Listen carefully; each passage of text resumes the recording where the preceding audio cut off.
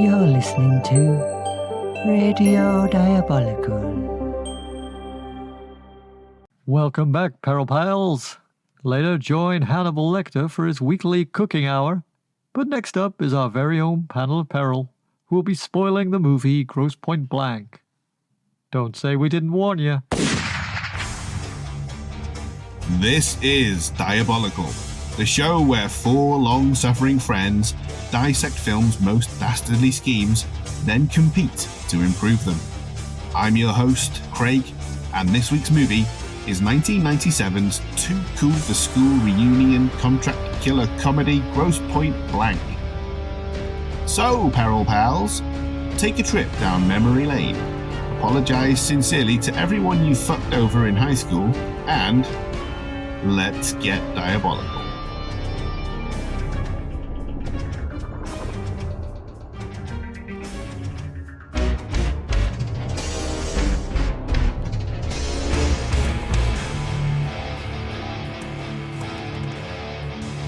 Welcome to this week's episode. As host for this week, I'm the union representative of the panel of Peril, who will compete against me at the close of the show in a bid to become the world's go-to assassin, as we each try to come up with the best alternative plan for the movie villain of the week before we vote to name this week's most diabolical. As ever, I'm joined by three hitmen. Please introduce yourselves and tell me, Grosse Pointe Blank is full of Cusacks, but what is your favourite Hollywood family, siblings, or dynasty? Cinemaster. That was very Partridge-esque of you. Cinemaster here. My favourite dynasty, or Hollywood dynasty, should we say, is the father and son of Kirk and Michael Douglas. Very nice. And who obviously, Catherine Zeta-Jones is brought into that family as well. So she's also added into that pack as a nice bit of eye candy for the for the male listeners, and maybe for the lesbian listeners as well. Who knows? There's lovely. She's from not far from where I am right now. Old Mumbles. Yeah, Mumbles. Quite right. That was a very good Anthony Hopkins. Ben here, and my favourite Hollywood family is the Bridges. Lloyd, Jeff, and yes, even Bo. Yeah, why the hell not? Yeah. The fabulous Baker Boys. Bo's a nice surprise actor in some films, isn't he? Like, oh, Bo Bridges, okay. And then he usually plays like a lovely little character actor role. And you're like, charming. Yeah. Do a fantastic supermarket cake mix as well. Ooh, lovely. He's no Lloyd, though, is he? Who is the best Bridge? Yeah. Well, Lloyd Bridges, is he? Yeah, come on, Airplane.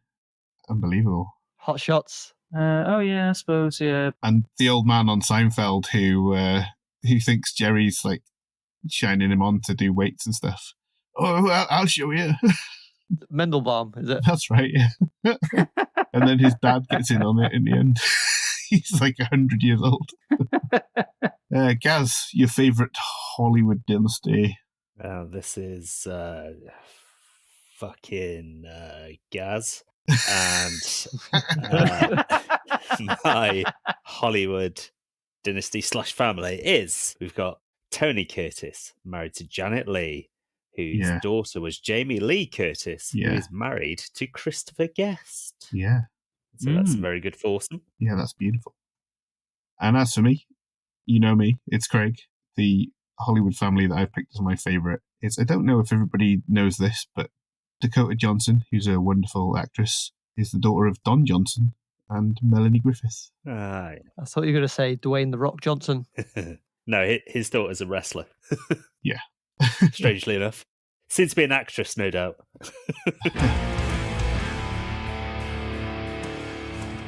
Time now to delve into this week's film.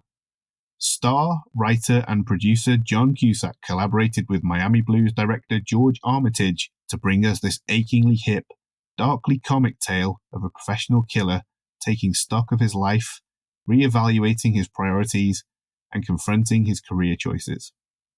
From an original screenplay by Tom Jankiewicz, Grosse Pointe Blank follows ironically detached assassin Martin Blank as he returns to his roots in Grosse Pointe, Michigan for one final hit and reconnects with old friends and his old flame Debi, played by the magnificent Minnie Driver.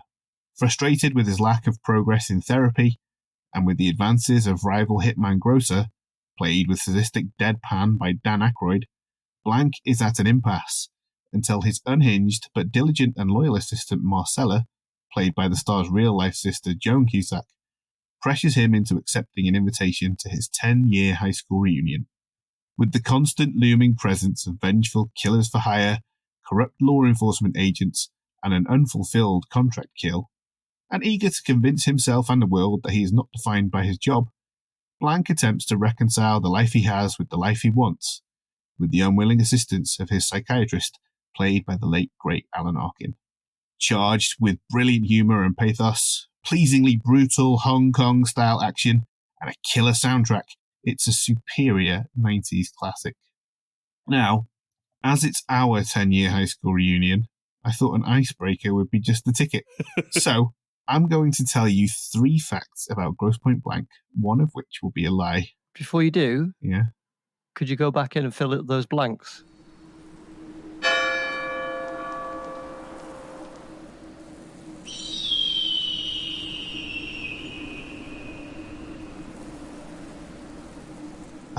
Oh, God. Fuck off. You're going to love what comes at the end of this game. You're going to fucking love it. All right. You have to identify the lie. Number 1. Quentin Tarantino provided the Pulp Fiction standee we see in the supermarket shortly before it's blown up. He was also keen to cameo, hoping to be shot in the crossfire. Number 2. 3 versions of the film were shot, each different in tone, as Armitage was fond of wild improvisation. One version stuck to the script faithfully, while another was reportedly completely over the top. Despite this, none of the alternate scenes have ever appeared on home releases. And number 3. Discarded elements from the script were later reused in Brian Helgeland's 1999 Mel Gibson vehicle, Payback. 1, 2, or 3, guys? Bloody hell, that's a tricky one. I think 3 because it's based on something true, but you've tweaked it. Oh, I see. Is Payback, give me back my son? Is that the one? No, that's Ransom. That's Ransom. Ah, yeah. Payback is, Yeah. I'm giving you back my son. That was like a Lee Mack quip. What a comeback. Oh, yeah. I'm coming for you, Lee Mack. I'm coming for you right now. Uh-huh. Yeah, you and your half-baked career. Okay, so Ben's going with number 3. Anyone else got?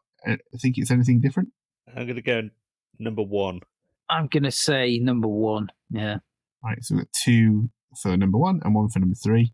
And I think it's very apparent that Ben knows for a fact that it's number 3 because he knows what elements were reused in Brian Helgeland's 1999 Mel Gibson vehicle Payback. What were they, Ben?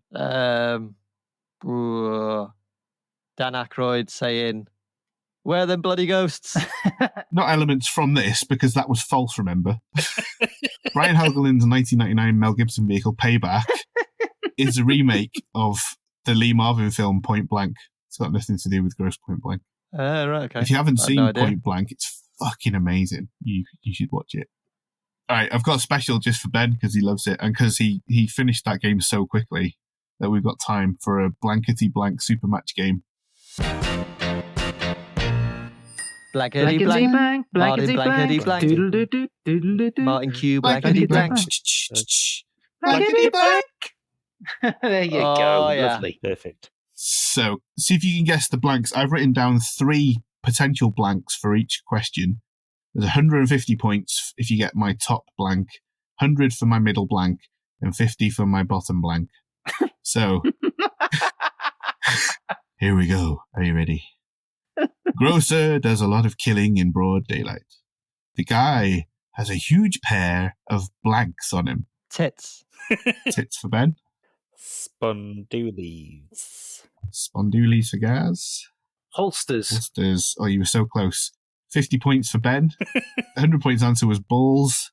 And the top answer for 150 points was of course, guns. A huge pair of guns on him. Oh. Here we go. Did you hear about that pooch Boudreaux getting blown up? Thinking about it makes me want blank. Spaghetti bolognese. Spaghetti bolognese for Ben. To blow a very big green bogey into a handkerchief. I'll tell you now, it's going to be short answers. Okay. I've grossly misinterpreted the rules of this game. Oh dear. Gaz, you got a different answer? Makes me want absolution. You know who Boudreaux is, right? No. Boudreaux's the dog that Blank accidentally kills. Yes. Well, my top answer for 150 points was popcorn, which is what Grocer says. Oh, yeah. My 150-point answer was hot dog, and 50 points, you could have had wine, because Boudreaux sounds a bit like Bordeaux. Okay, last one. High school in North Wales in the 1990s was very different to high school in America. For instance, if someone invited me to the prom, I would have brought a blank. Kebab. Can of special brew. And Gaz? A nightstick. All right. Well, my top answer was bucket and spade. And then middle answer was beach umbrella. And for 50 points, you could have had dog shit bag. Dog shit bag.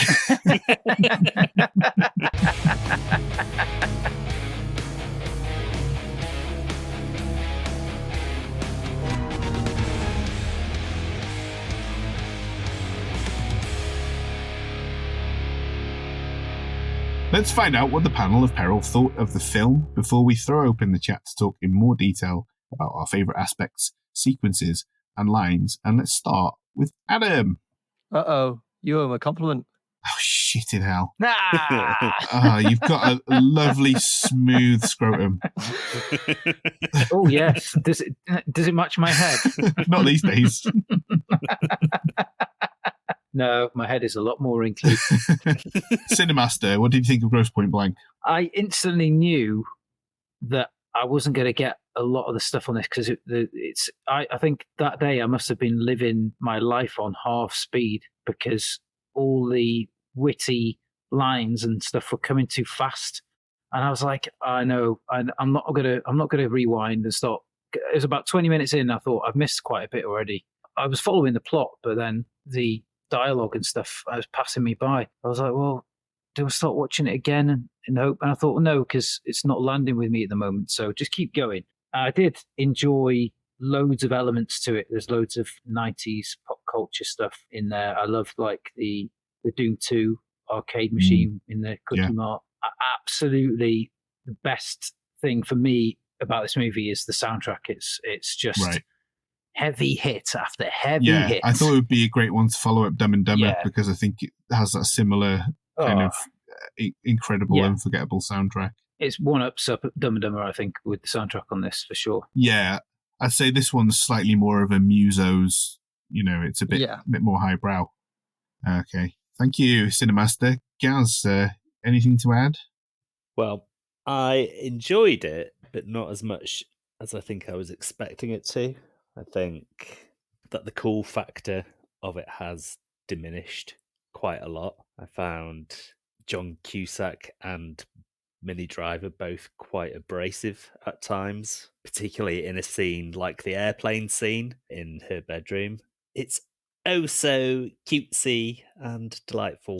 However, I also really like John Cusack's performance, and Dan Aykroyd is fantastic as Grocer, the villain. Mm-hmm. And the central conceit of a high-caliber hitman returning home for his high school reunion being tied in with an assassination/recruitment plot on him is genuinely quite brilliant. Yeah. It's a bit of a mixed bag for me, but on the whole, I did enjoy it, and I expect I'd quite like to revisit it in a few years. And like we always say, I probably will feel differently about it again then. I dare say I might enjoy it more that time. Yeah, with every watch, it's different, isn't it? It depends where you are in your life a lot of the time, and not just like where you are in your life as a whole, but it could just be on the day, Yeah. But I love that airplane scene because it gives you a feeling that these characters have a real history. Like it's something that is between them, and it's something that I think a lot of us can relate to, giving and receiving airplanes. A lot of fun.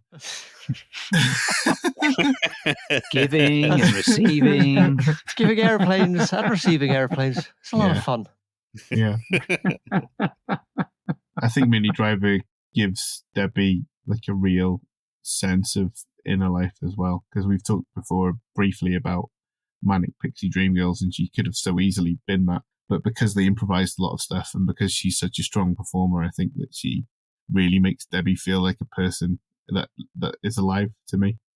So yeah, that's why I really like that scene. But I totally get where you're coming from on the cool side of things. It is obviously very, very 90s. Oh yeah, extremely. And it was made at a time when studios were trying to capture the Pulp Fiction style of, it's a studio film, but it wants to feel like an indie film.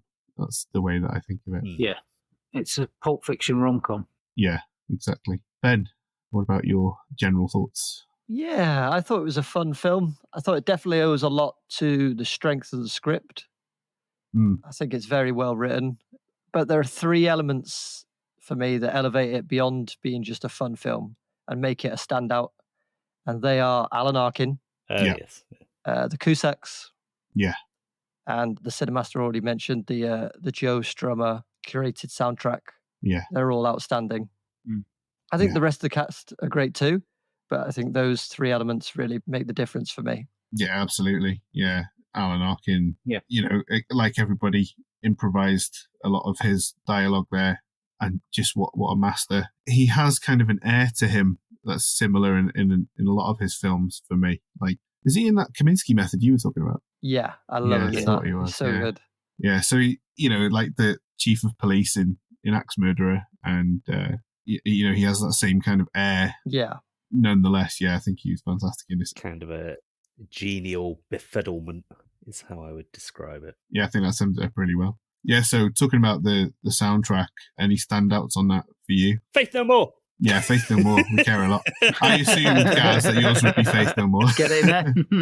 Yes, of course. I'm a big Faith No More fanboy. The last album that they made after many years was also very, very good, with Superhero Song being a particular highlight. So yes, Faith No More, every day, all day. Thank you. I think I could probably guess what Ben's going to say as well. I enjoyed the Violent Femmes, Blister in the Sun. Okay. Yeah, that's what I was going to say. Every time I watch this, I sing Blister in the Sun for weeks afterwards. I thought you were going to say Pete Townsend. Yeah, that's actually really well used as well. But no, I think the Violent Femmes is just a bit more standout. Yeah. What about you, Cinemaster? I didn't really write my favourite down. Yeah, sure. Live and Let Die, Guns N' Roses on there. Yeah, that's a good one. That's when he's pulling up to the Quickie Mart, isn't it? Yeah. For that reveal. Yeah, that was great. But I just really liked the way it was all put together. It all felt like each song was sort of, it didn't like grate against the other. It was just nicely, the whole thing was really nicely put together. The vibe. You like the vibe? I did like the vibrations of the music entering my ear, processing that information, inputting it into my brain, and then nodding with appreciation. Oh, yeah. I enjoyed that whole process, Like you saying yes to every beat. Yeah, yes. And like saying, no, don't stop rocking. So for my rating, I give it it's a smart, funny, and wholly original take on a high school reunion rom-com that is well worth 107 minutes of your time out of 5. Beautiful.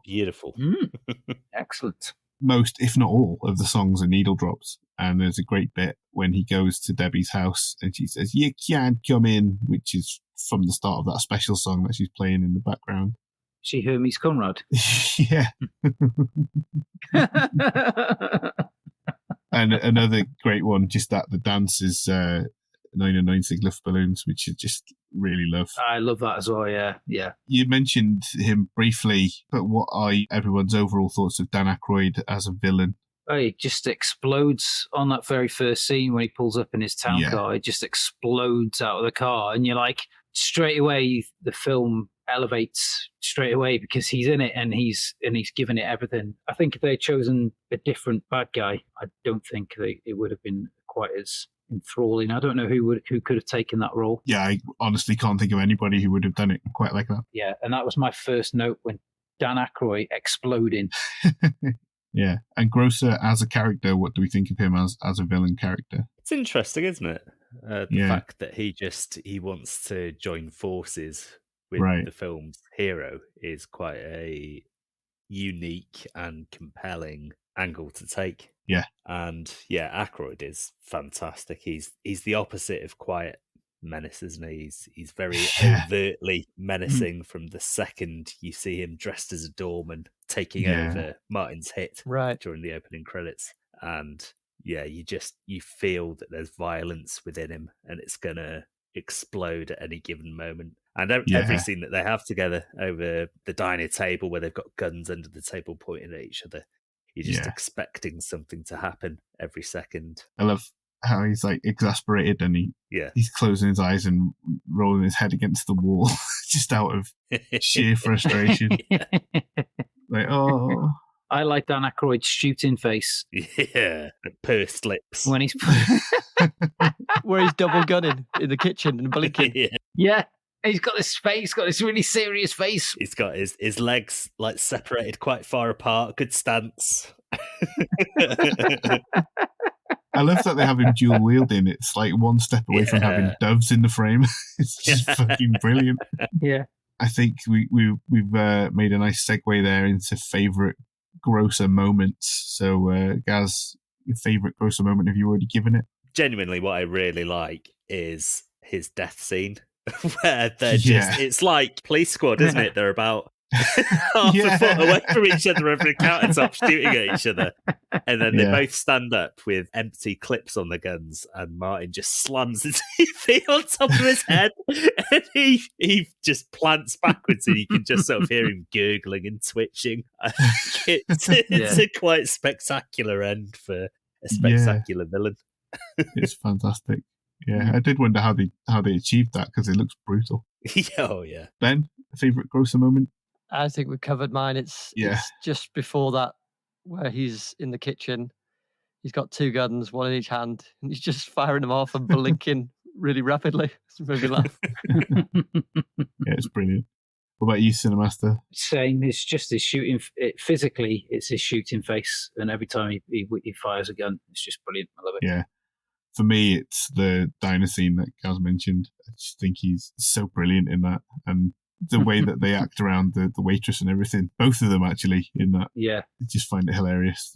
Barking their orders at her. Yeah, doing their orders. What is it? An egg white omelette? Yeah. It's not an omelette if you don't have anything in it. I don't want to argue semantics with you. And I really love the way that he and Blank shake hands while they're holding their guns in their jackets at the same time. Yeah. I think that's great. So, what about just favourite moments in general from the film outside of that? For me, it was any scene with Alan Larkin. Yeah. I really loved the therapy scenes. Even when it was over a phone call, just the conversations were just great. Yeah. And I'm going to save my favourite line. Yeah. But it's from one of those scenes. Cool. We'll move on to that in a second. And Cinemaster, I think you were keen to share a favourite moment. Yeah, I quite like the partnership of Hank Azaria and the Buffy vampire guy as well. I can't remember his name. Yeah, Mr. Trick. Yeah, Mr. Trick, that's it. I was trying to think, wasn't it? I did like them actually together. Quite a nice little combination. And they're brilliant, aren't they? Yeah, they again sell the idea that they've been working together forever. They've got such an easy back and forth between them. It's really good. It's a good reveal that they work for the NSA as well, isn't it? Because you just assume that they're hitman as well. I think I've watched it in its entirety before and not realised that they were NSA and thought that they were just hitmen. I thought they were feds from the very start. Yeah, me but too. Then when they said they were NSA, well, I thought it was more or less that's the same thing, because hitmen don't usually work together, do they? So. Well done. Yeah. I'm not saying like the last time I watched it. Thank you. But I mean, like maybe the first time I watched it, and I think I was probably only about 14 or something the first time I saw it. Okay. It just felt like Grocer was snitching straight away to me. That's why I assumed they're feds. Right, yeah. And Gaz? Do you know what I like? And this is this is probably not quite specific to the film, but it's a thing that happens in a lot of film and TV shows. Just Martin pulls up to a store. It's not the Quickie Mart where his childhood home was. It's just like a big row of stores. Pulls up, gets out the car lurches forward slightly as though he hasn't parked it correctly. Yeah. Then Grocer pulls up, he gets out, and his car lurches forward slightly. It's like, what is it with actors that can't put a fucking handbrake on? I thought that was intentional. I thought that was intentional because they both did it, and I thought it was like to show that they're both they're too full of energy. They're too much in a hurry. Yeah. Yeah, okay. But yeah, it could have been a mistake. Is it not something that happens with automatics? Maybe, but oh yeah, it is because you put it in park and then you let your foot off the brake and it does tend to move forward like a couple of inches. Yeah, it doesn't lurch forward though. Park's essentially a handbrake, basically. Mine does it. Mine's an automatic. Does it? Ours doesn't. Yeah. Yeah, you do, yeah. I've driven in America. Yeehaw! So did I. The car was way too big. It was massive. Yeah. Yeah. That's it. Did you have some bullhorns on the front as well and like some big fancy wings at the back? I didn't notice because I was too busy trying to stretch my foot to reach the pedal. Oh, yeah. We were going to do a fly drive to Florida one time with a Cadillac was the car that came with it, and I was fucking dreading it, trying to drive one of those fuckers, but fortunately it got cancelled, so that was fine. So my favourite moment, I think, is when Blank first visits Debi at the radio station, and just the blocking of that scene and the way he plays it, like, he doesn't want to sit in the chair and he keeps getting up and like closing the blinds, and when she gets up he switches to her chair so he can face the door. It's really good movement from the actors there, so I really enjoy that. It tells you a lot about them and like their relationship, which I think is really cool. So how about some favourite lines? Let's start with everybody's favourite lines, specifically from the villain Grocer. So Cinemaster, favourite line for you? Workers of the world, unite! Very zeitgeisty at the moment. We're recording this during the SAG-AFTRA and WGA and DGA strikes. I thought it was quite nice that we have done a film that's quite heavy about unions, albeit not necessarily in favour of them.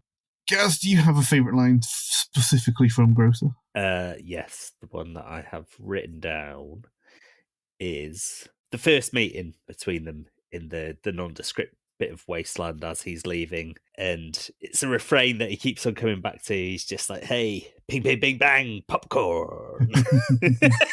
Yeah. Mental. Yeah. Hence, that's what Boudreaux getting blown up makes Terry Wogan think about. Ben, do you have a favourite line from Grocer? I'll be coming round the mountain when I come.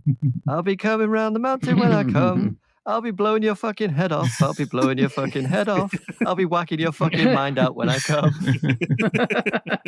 My go-to has always been when he says that he's going to shoot him in the head and fuck the brain hole. But the one that I wrote down, because it's so silly and it's almost like a fourth wall break, is when Blank is intercepting the hit on Debi's dad and he says, that punk is either in love with that guy's daughter or he has a newfound respect for life, which is what Blank has just said. Yeah. Yeah. No, that's good. It's so silly, though. It doesn't fit in with the rest of the film. All right. Anyone got any other favourite lines from the movie? Mine's an exchange between Dr. Oatman and Martin. Don't kill anyone for a few days. See what it feels like. All right, I'll give it a shot. No, don't give it a shot. Don't shoot anything. Brilliant. One of my favourite exchanges is when Jeremy Piven drives Blank on a... Who's Jeremy Piven? We don't know. He drives Blank on a tour down memory lane through Grosse Point, and when they get to Debi's house, he goes, Debi's house? Kind of crept up on you, didn't it? And Blank says, no, you drove us here.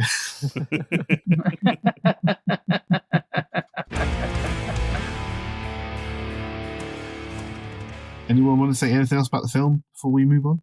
I have my first note is absolute state of this Caravan Pictures title card. At the start of the film, a silhouette of a bum walking into the wild blue yonder with bland 1970s ident music playing. I don't know. Yeah. I don't know whether that's Cusack's company or what, but god it's damn, not, what a no. shit logo. Really riled you up. Oh man, awful.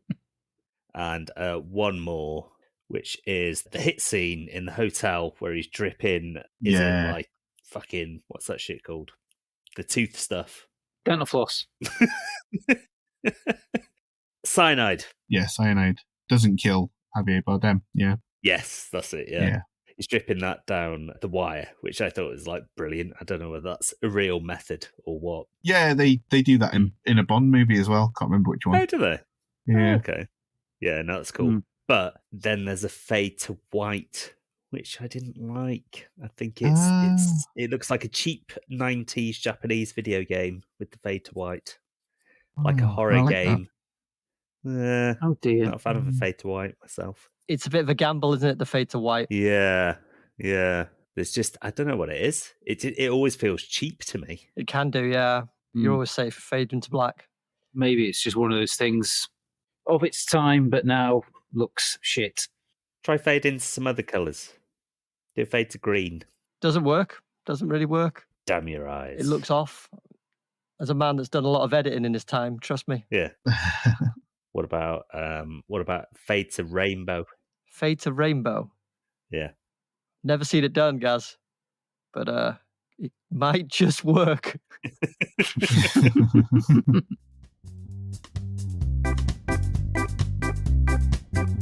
Now, before we get to the competition round, if you're new to the podcast and you're enjoying it, please like, rate, review, and subscribe wherever you can. It helps us keep making these and keeps us from turning our hands to contract killing for $3,995. Call it $4,000.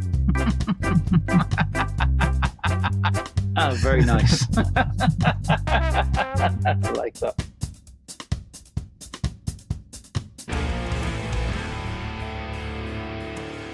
In Grosse Pointe Blank, professional killer Grocer, frustrated by a competitive and cutthroat marketplace, wants to run a union-cum-protection racket that will allow him to assign jobs and prevent conflicts.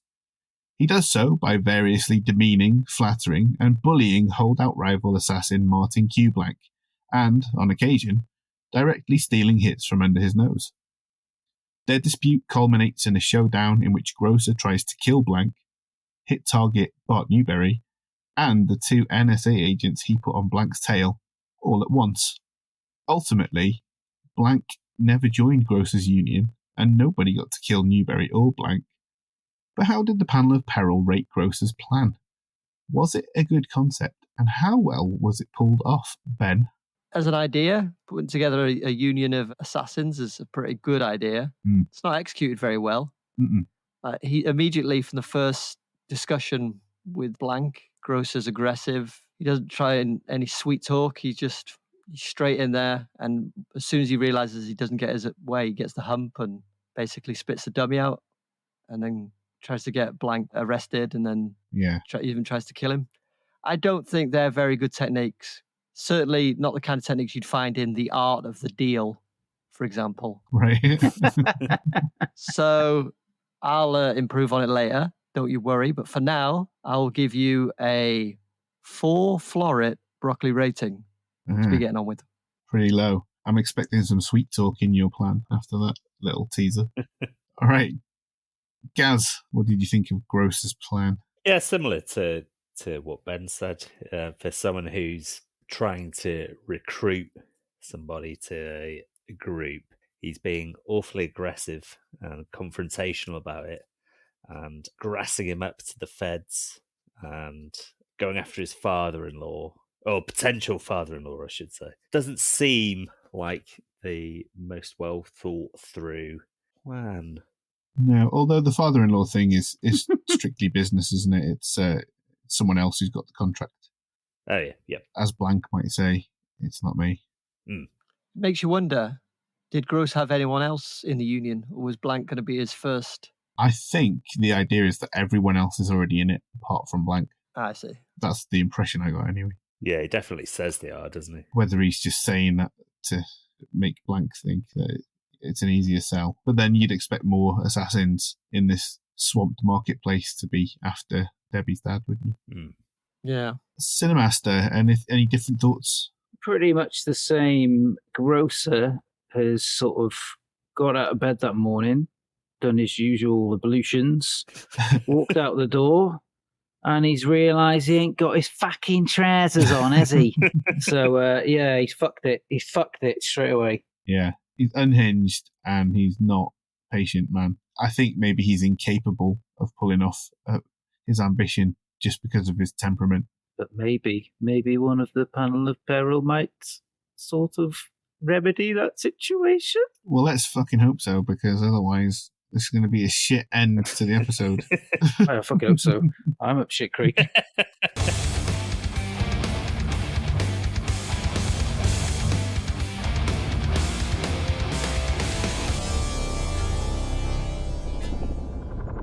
This is the part of the show where the panel of peril compete for the title of Season 4's Most Diabolical. Up for grabs is 1 point for each vote, which will go towards the series leaderboard. Grocer tried to become the top dog of the Assassins Union, but what would you have done differently, Ben?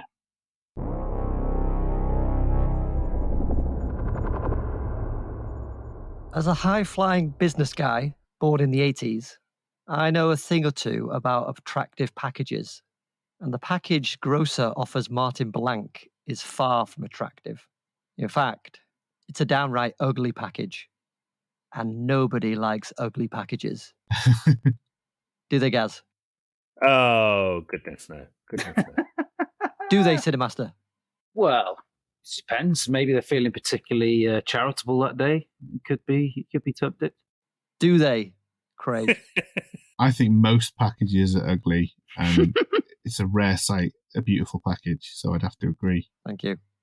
So with that confirmed now, please write that down in your copybooks. Okay. So Grocer doesn't wine him, dine him, or even visit the Guggenheim with him. Martin needs to be wooed if he's to join Grocer's new union of assassins.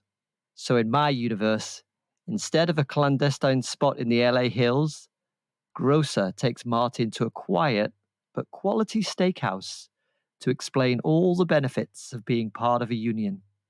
As they sit down, Grocer starts his pitch by highlighting the sense of belonging that is so often overlooked in the hitman community. With the world changing at such a rapid pace, it's important for assassins to stick together and support one another, not forgetting benefits such as shared resources and even liability insurance.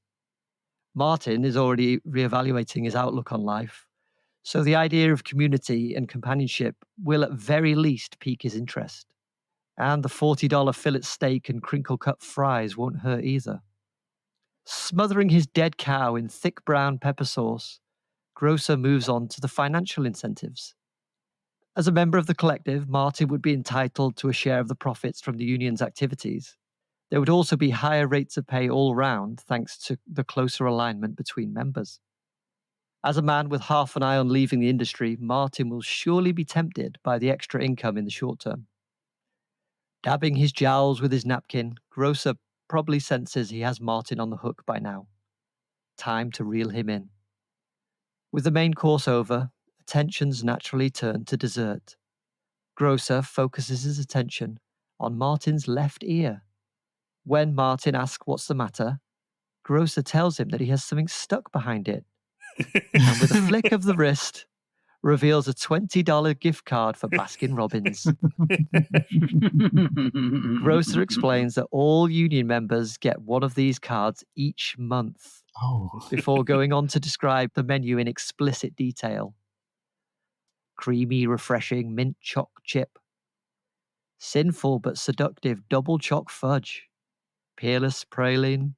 Good old-fashioned rum raisin. Cherries Jubilee. Popping candy. Custard or something. Understandably, Martin's mouth is watering as he agrees to join there and then. But as Grocer hands over the card confirming Martin's place in the union, he holds on to it for just an extra second or two and tells Martin that if he backs out of the union now, after getting the Baskin-Robbins card, he will release a swarm of angry bees into his house. To celebrate getting Martin on board, Grocer then travels to Grosse Point and executes Debi's dad as murder for pay is his preferred method of rest and relaxation. All right. Anyone got any questions for Ben there? So what's to stop him getting $20 notes and just going to spend that in Baskin-Robbins instead of a voucher of all the money he's earned from doing his hits? Because when you have cash, you have lots of options and your mind doesn't always just focus. Yeah. Like when you see Baskin-Robbins, that logo on that card, and you know that's the only place you can spend that card, you're going to make the effort to get there. Makes sense. I think that's true. I think the whole gift card, gift voucher industry has built on that assumption, isn't it? I think so. Yeah. Because people still buy them for birthdays and stuff. It's basically to stop buying your alcoholic aunt a bottle of whiskey every fucking Christmas, isn't it, essentially? Bottle of Baileys. Don't buy a whiskey. Just give her a fucking voucher for somewhere else that you can't buy booze with. Gaz, you got any challenges there for Ben? Just that we were both saying that he's too aggressive in his approach to Martin, which you weren't for the most part, but then you did threaten him with releasing bees in his house. Yeah. Wow, yeah. Quite a threat. Especially if your sofa's covered in sticky ice cream, then bees. Yeah, bees. Ooh, yeah. So the way I had it in my mind is that in the restaurant, he was trying his best to keep control of his emotions. And then just at the end, it kind of broke through, because it would, but... The mask slipped. Right. Yeah. Yeah. I have one question for you, Ben. Can you remember what Blank has in the diner scene with Grocer in the film? What he has in his omelette? Nothing. And why is that? Because he likes his omelettes empty. Because he likes to eat very healthy. I don't think that he would eat Baskin Robbins ice cream. Oh, shit.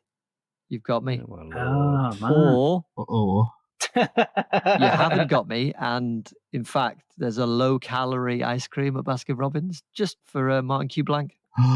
Oh. Yeah, they probably do salads as well, I guess.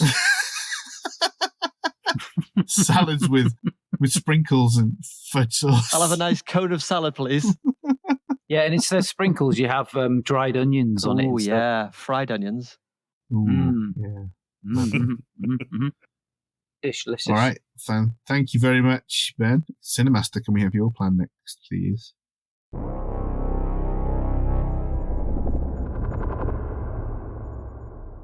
At the start of the film, Grocer just seems to be trying to get Blank out of the way by coming up with a union idea. It seems that Blank thinks this is crazy talk, poorly thought out, or an attempt to narrow the competition.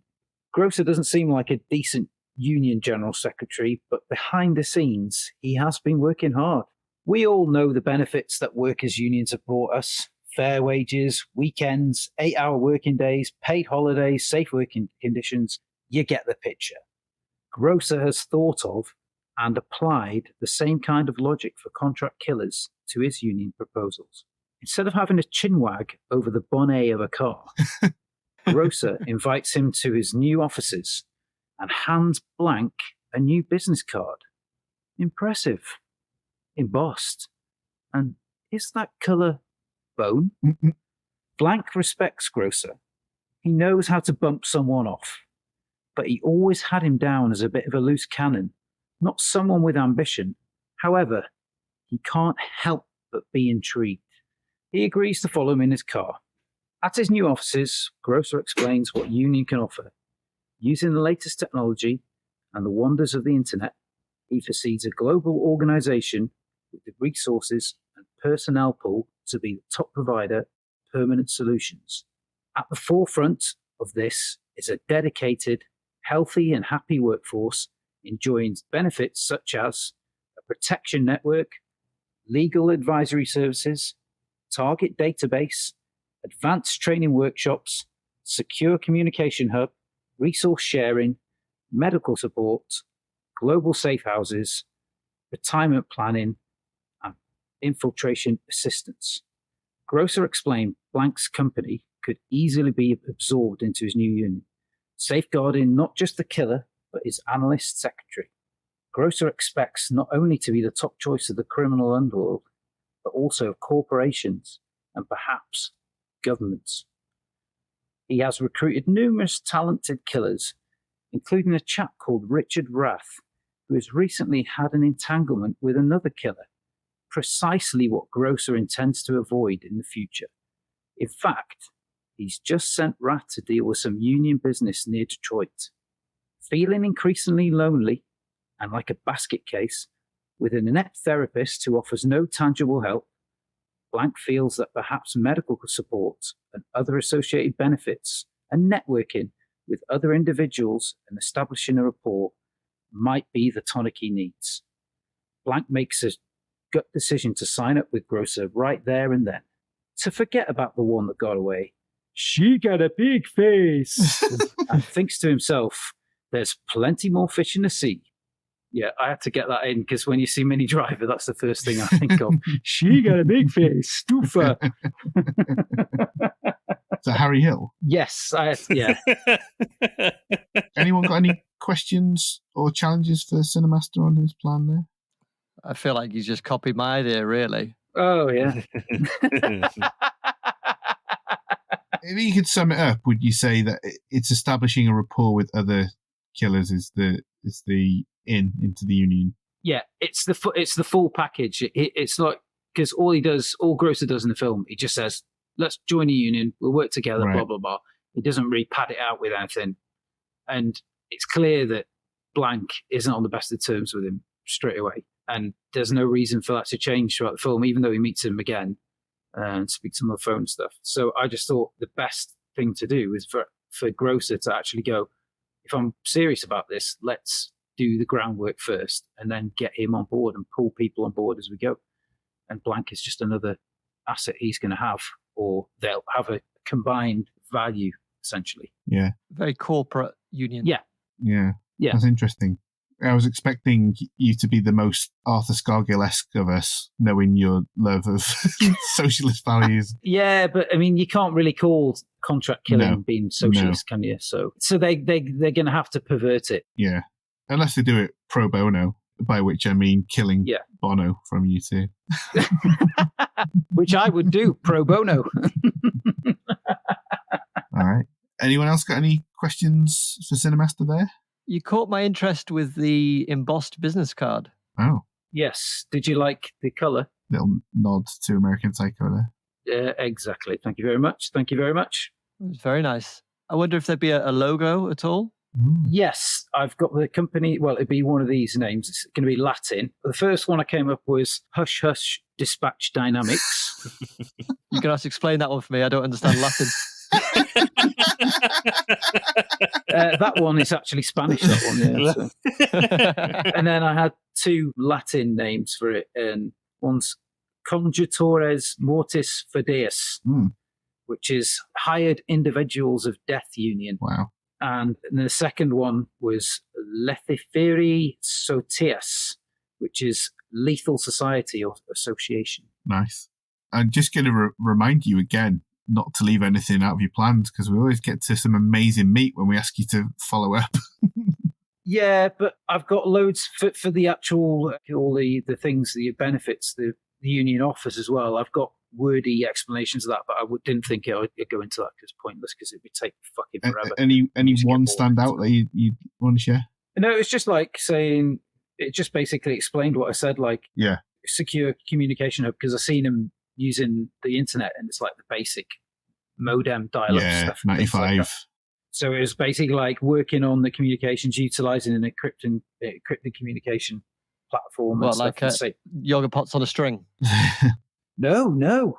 What did they have there? Netscape Navigator. If Assassins had got involved... Oh, God, yeah, Netscape Navigator. We could have had Chrome a lot sooner. Did you get my other second movie reference there about the other assassin? Richard Rath. Is that the one you were talking about in a previous episode? No. Okay.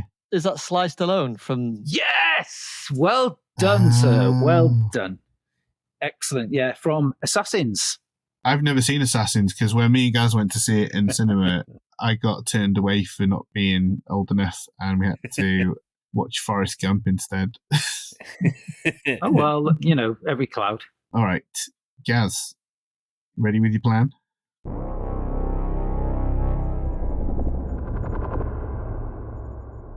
In order to win the membership of Martin Blank, I would simply charm the pants off him by presenting him with the following list of benefits. First, I would say that I would give him a signing on fee, but I would phrase it as giving him a blank check. Here we go. Yeah. Second, Martin, I would say, Martin, you've already told me that you like dressing a certain way. What if I told you, Martin, that I could get you all of the black garb in the world, Martin? Well, you can if you join my union, Martin. That's because one of the contracts on our books is to assassinate Senior Famous Clothing Designer. The clothes will then be all yours, Martin.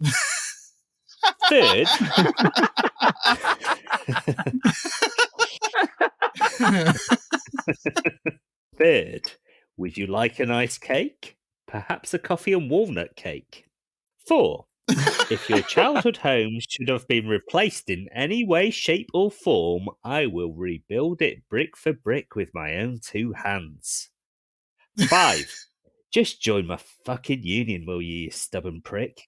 6, the respect of your peers. 7, free health and dental insurance. And 8, I will woo any woman that you point your bony pale finger at in your service, Martin. Is there a special lady, Martin? An old flame? A lost love? Fortunately for you, I, Grocer, am a very sensual man, and female women are unable to resist my spider-like seduction techniques. So there are 8, count them 8 excellent reasons to join my union. And as for the hit, well, let's just say that Grocer does the thing with the dripping cyanide down the bit of string. It's a really cool idea that I both hope is and isn't real. So there we go. A long list of benefits. Yeah. 8, I believe. Isn't there another movie where they actually do that poison down the string? I can't remember what it's called. Yeah, it's a Bond movie, yeah. Yeah, that's it, yeah. Yeah, I was trying to think what it was, because he just looks like he's pouring like some blue motor oil down it, doesn't he, essentially? Yeah. Isn't there another film where he does that? If You Only Live Twice. Yeah. Oh, that's it, yeah. He rolls over, doesn't he, and his missus gets it, his bit on the side. Right. Then Sean Connery goes native by taping back his eyes. God, yeah. Yeah, oh, jeez. It's a tasty one. Yeah. Apart from that, it's pretty solid. Apart from the massive racism. Great theme tune, great Roald Dahl script, but yeah, terrible racism. Yeah. And his Spock hairdo as well. Bizarre.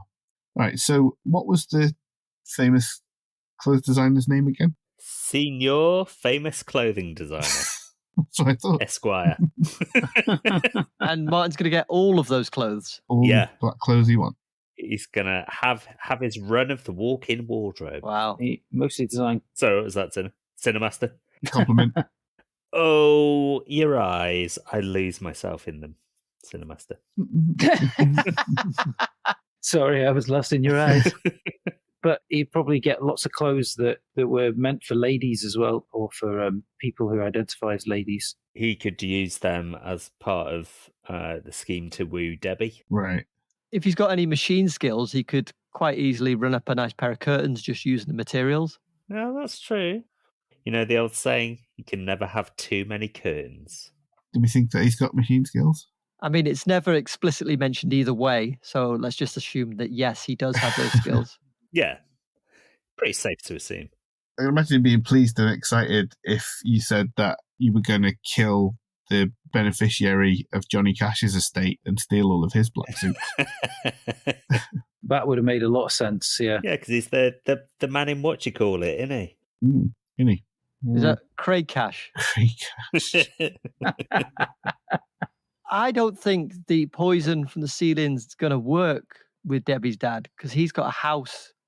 It only worked because Martin was able to rent the apartment above the guy. But what you don't see by that staircase is that Debi's dad actually sleeps at the base of the staircase. So all he has to do is stand at the top of the staircase. Yeah, just out of shot is a little camping bed. And everything is tied up in a neat little package. Okay. I will bring us home then. Just, I'd like it stated for the record that Gaz also copied my idea. Guilty as charged. All right.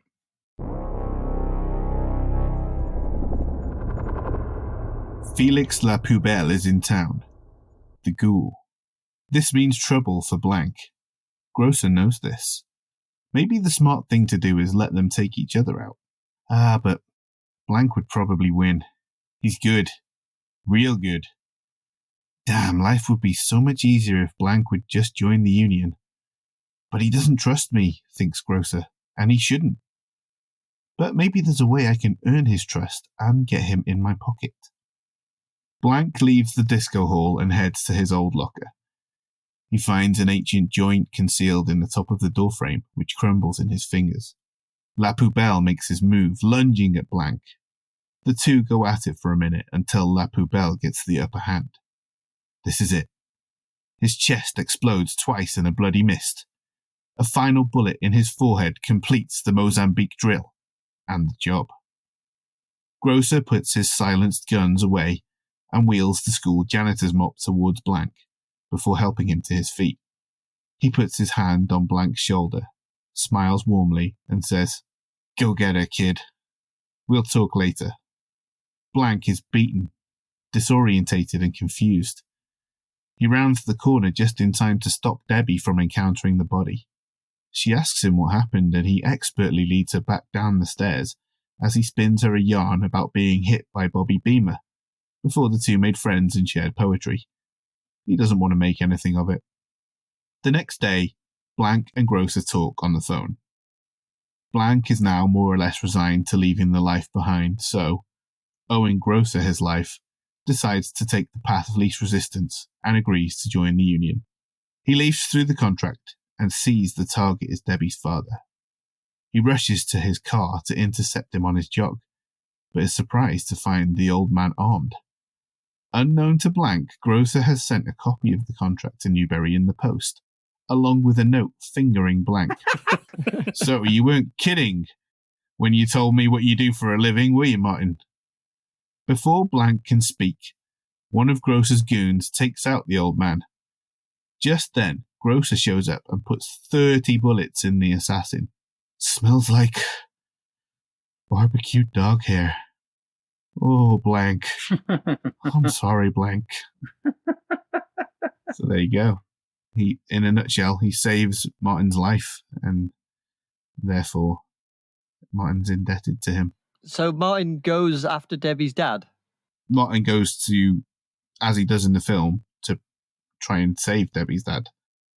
But when he gets there, Debi's dad has a gun because he's expecting Blank to kill him. Okay. Or to try and kill him. So he's effectively saved his life twice there, isn't he? Exactly right, yeah. But knowing that Blank wouldn't appreciate Debi's dad being killed, he gets one of his other Union men to do it, and then Grocer kills that assassin in front of Blank as if, he's got revenge for him, but also doesn't give him a chance to tell him what happened. Revenge. Omerta. Did Debi's dad get a warning? He did, didn't he? You said he got a warning, didn't he? From Grocer, yeah. Yeah, okay. Yeah, cool. Is it likely that Blank would investigate who the other assassin was and trace it back to Grocer? Well, he would know anyway that all the assassins are in the Union, and the way that Grocer could spin this is that's why he killed the guy. He was acting out of turn against Union orders. Ah, that's a clever angle. Yeah, that's why Grocer kills him. Puts 30 bullets in him. Yeah, that's a lot, isn't it? Well, it's 2 magazines of 15 apiece. So he stops to reload his mag. Yeah. Or double gunning. Double gunning, shooting face. At the very least, I'll give you credit for having an original plan. Yeah. That wasn't the shittest pen.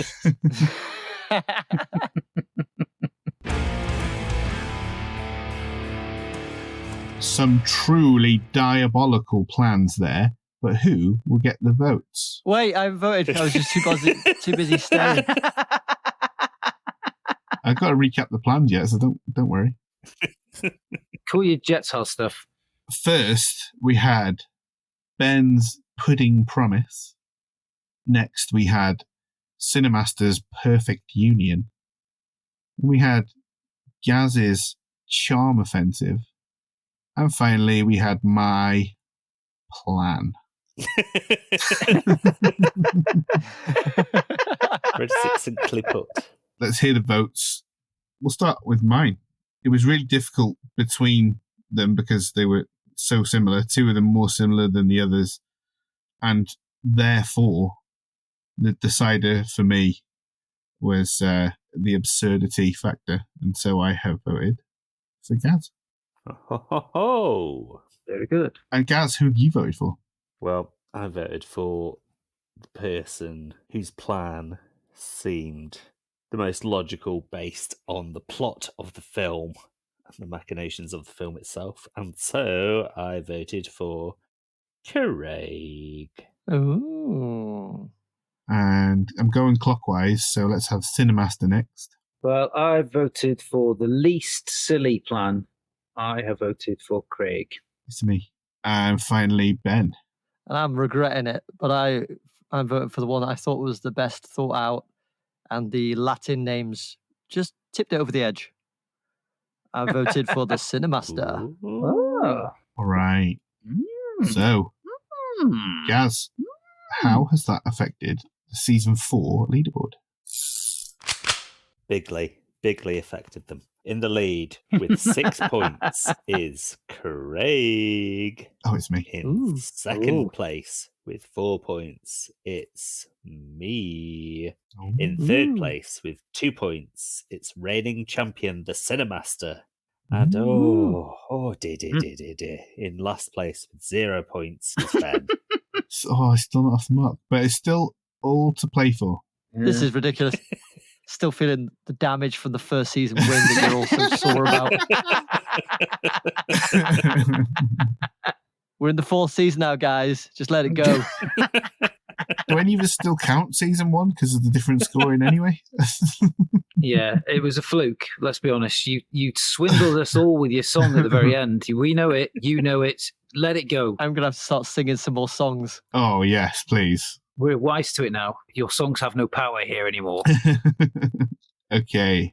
Next week, Gaz will be hosting. What divisive film will we be arguing over? Well, it's funny you should say divisive, because I've picked a film that I fully know that you like, Craig.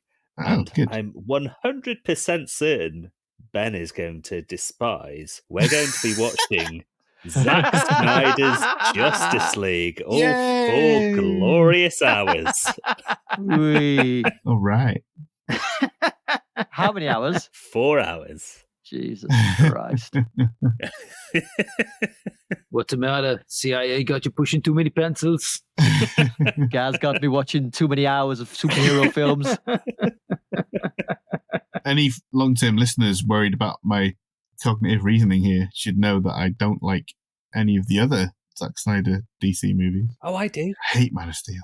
Batman vs Superman, fucking terrible. You like Sin City and stuff, don't you, though? And yeah, but he's not involved in that. 300. Yeah, 300's okay. Yeah, 300's great.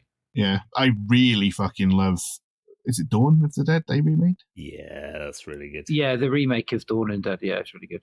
Absolutely fantastic. Remember... Yeah, really good. Oh, shit. Yeah. Get up, come on, get down with the sickness. And that wraps up this episode with no loose ends. Thank you for listening. And if you ever want to become a real person, make sure you subscribe, hit the bell, and leave us a review on the very platform on which you're currently listening. You can follow us on social mediums at DiabolicalPod. Next week, we'll be competing to improve on the diabolical plan of Darkseid or possibly Steppenwolf in Zack Snyder's Justice League. Until then, take a deep breath and tell yourself, this is me breathing.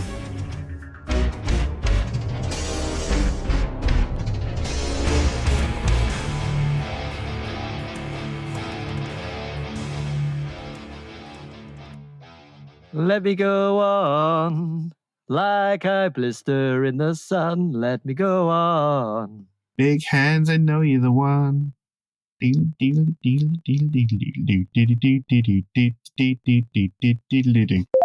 bringing Biker Grove back, you know. Really? Yeah. Ant and Decker executive producing it, and they're bringing it back. Is it going to be like a gritty Netflix reboot? Yeah, like that Fresh Prince. Yeah. Who's going to do the laugh at the end, I wonder? Because they won't have Spuggy anymore, will they? No, they do. What? Spuggy's back? Yeah. Jeez. Spooky. She's been on the game for like 20 years and it's just coming off crack or something like that, yeah. But now she's a youth worker. She's using her experience to turn kids away from a life on the streets. Don't do the same things as me, like. Look at these flaps, man. Look at these flaps. You'll get flaps like these if you go on the game as long as I have. 17 kids, mind. 17 kids. What? Just flashing our cameras on. The other two are just doing quick shots of their cameras, but it's already fucking with the Wi-Fi. See, you've ruined Turner's Wi-Fi. Sorry. It started to go all tinny just then as you did it. Are you still fucking around on the cameras? What's going on? No, it's just that you said Yeah. 1999's Mel Gibson playback. I just like the way that you've put all that in twice so That's far. one of my things. For a third. You do it with Gary Oldman's, Francis Ford Coppola's, Bram Stoker's, and you say it so smoothly. Yeah, I was crying. It's practiced. When you were young and your heart was an open book, you used to say, live, let live. You know you did, you know you did, you know you did. And this ever-changing world in which you live in makes you give in and cry. Ba-da-bow. Living like dying. Lovely.